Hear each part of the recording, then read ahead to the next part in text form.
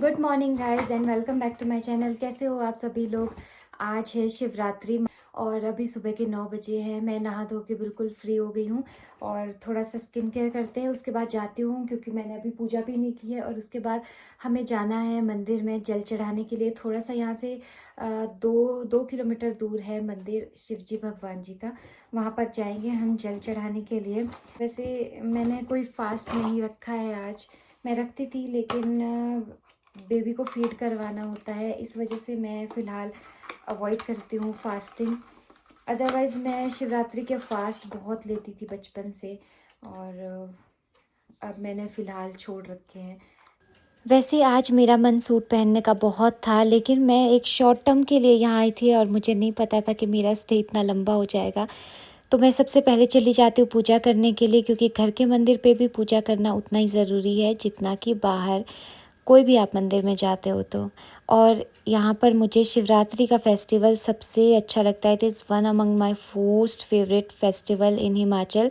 हालांकि शिवरात्रि हर जगह अच्छी मनाई जाती है, लेकिन मुझे यहाँ की मायके वाली अपनी शिवरात्रि बहुत अच्छी लगती है।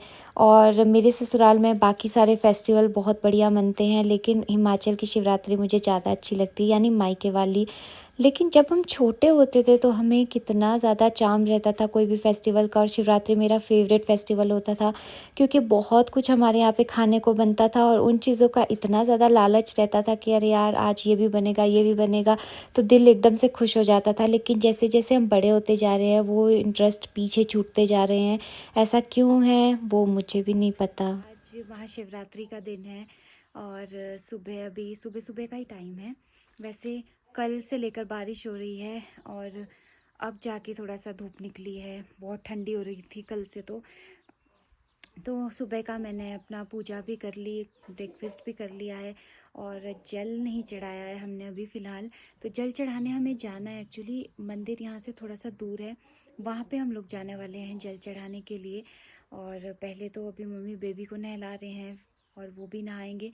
मैं तो नहा गई हूँ, तब हम जा पाएंगे वहाँ पर। इतनी सारी बारिश हो रही थी कि पापा भी नहीं आ पाए इस चक्कर में, क्योंकि हाई अल्टीट्यूड पे काफ़ी ज़्यादा स्नोफॉल भी हो सकती है। तो रिस्क लेने से अच्छा है कि जो जहाँ है वहीं रहे। लेकिन अच्छा लगता है फेस्टिवल पे सब साथ में होते हैं तो। बट कोई बात नहीं, फ़िलहाल तो हम लोग अपना किचन का काम निपटाते हैं और उसके बाद में मंदिर जाना है हमें जल चढ़ाने के लिए। एंड देन हम लोग निकल जाते हैं मंदिर के लिए। क्या अब छोटे बच्चों को ऐसे विंडोज़ के साथ में खड़े रहना चाहिए ऐसे ट्रैवलिंग में, वो भी स्पेशली कर्वी रोड्स पे? मुझे नहीं पता, क्योंकि हम बड़ों को तो मोशन सिकनेस हो ही जाती है, इतने छोटे बच्चों को होती है नहीं वो मुझे नहीं पता। लेकिन इसके बाद जो रिज़ल्ट हुआ था उससे तो मुझे यही लगता है कि शायद इतने छोटे बच्चों को भी मोशन सिकनेस होता है। और पलक झपकते ही हम लोग मंदिर पहुंच जाते हैं।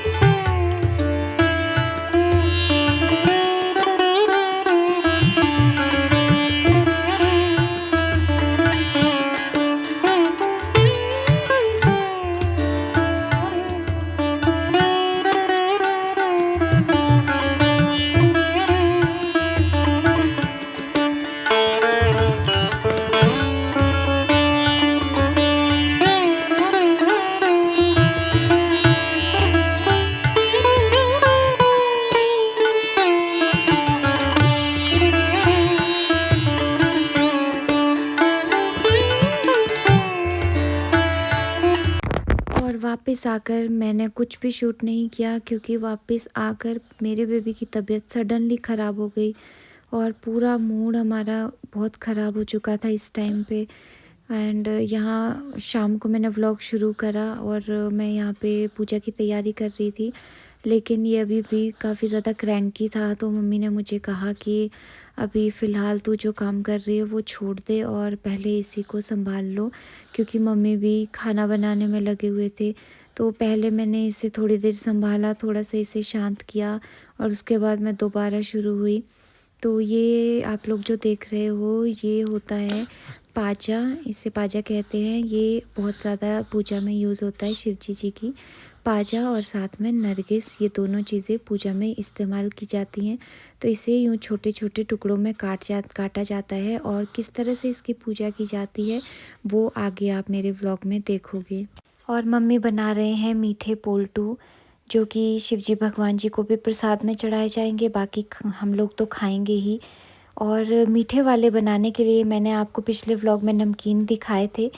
तो नमकीन में थोड़ा बहुत स्टफिंग भी डलती है, इसमें कुछ भी नहीं डलता है, खाली जो आटा है उसमें गुड़ की चाशनी ऐड की जाती है और फिर ये बनाए जाते हैं। तो हमारा खाना तैयार हो चुका था और फिर हम लोग चले जाते हैं पूजा करने के लिए। और ये साइड्स में आप लोग जो पत्तियाँ देख रहे हो यही है पाजा और नरगिस, और ये शिवजी भगवान की पूजा में इस्तेमाल किया जाता है। इस तरह से बांध के इसकी लड़ी बना के दोनों तरफ रखी जाती है भगवान जी के और फिर इससे पूजा की जाती है। और यहाँ पर मैं गरम गरम कोयला निकाल रही हूँ एक पैन में। और ये कोयला किस लिए है तो आप लोग देख लीजिए। जो मैं पिछले क्लिप्स में काट रही थी नरगिस और पाजा, उन पत्तियों को इस कोयले के ऊपर रखते हैं और ये जो धुआं निकलता है इस धुएं से ही भगवान शिव जी की पूजा की जाती है।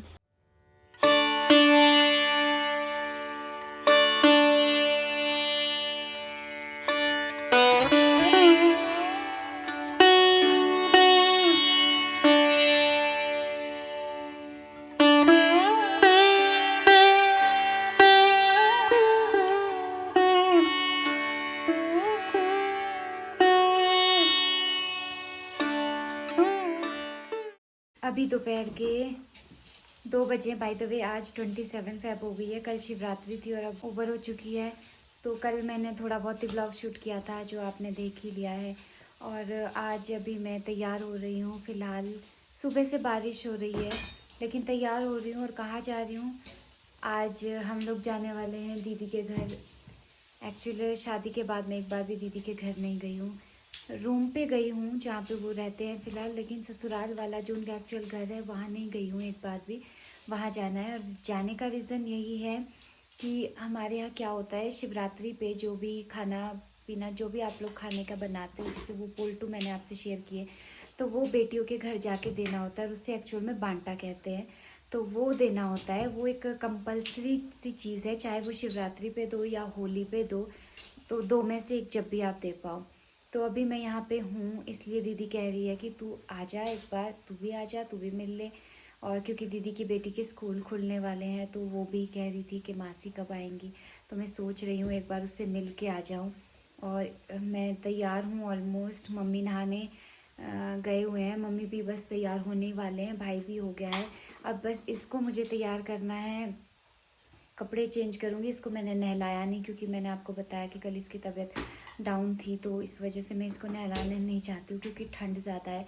तो इसको फटाफट से थोड़ा सा वाइप करती हूँ और कपड़े इसके चेंज करूँगी, दैट्स इट। और फिर आपसे मिलूँगी मैं जाते हुए। फिर हम लोग निकल गए घर के लिए दीदी के, और रास्ते में बारिश थी।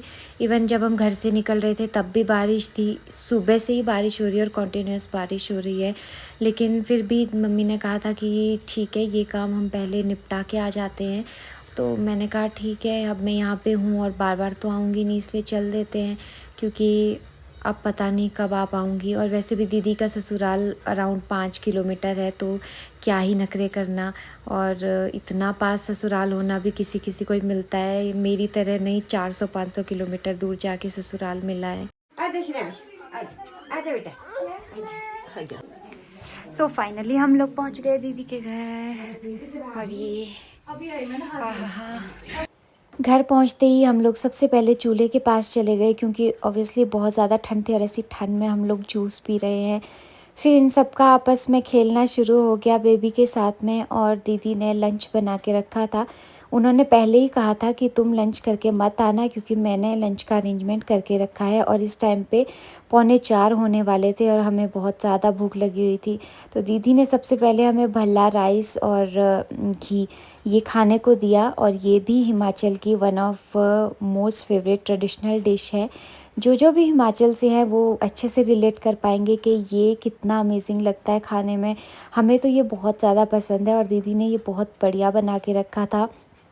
तो सबसे पहले तो हमने यही खाया और उसके बाद में बाकी भी चीज़ें बनी हुई थी। दीदी ने बना रखे थे राजमा और फिर से उन्होंने मुझे राइस ही दे दिए।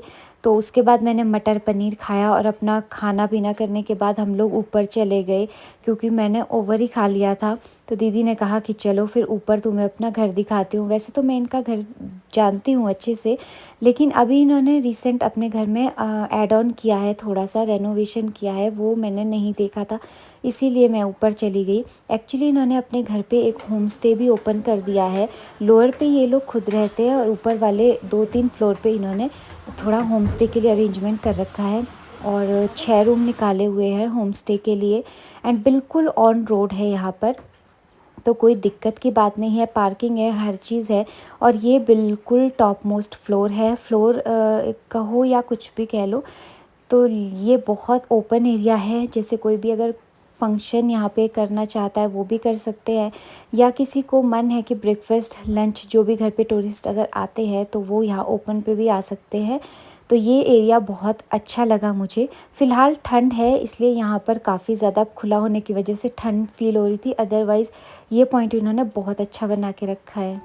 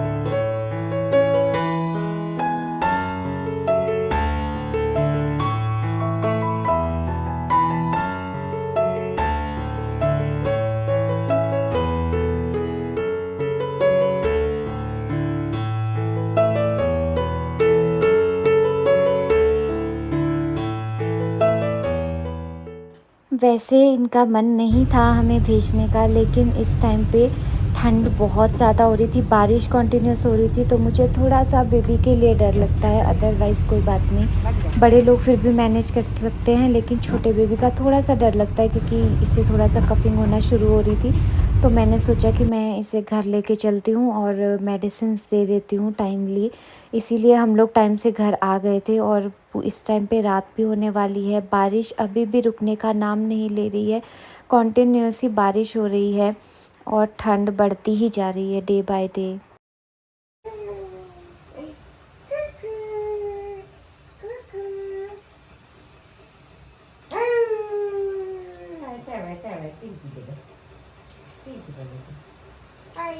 सो आज का व्लॉग यहीं एंड करते हैं। आई होप आप लोगों को आज का व्लॉग अच्छा लगा होगा। थोड़ा सा छोटा था बट होपफुली आप लोगों ने एंजॉय किया होगा। प्लीज़ वीडियो को लाइक कीजिएगा, चैनल को शेयर कीजिएगा और सब्सक्राइब करना ना भूलिएगा।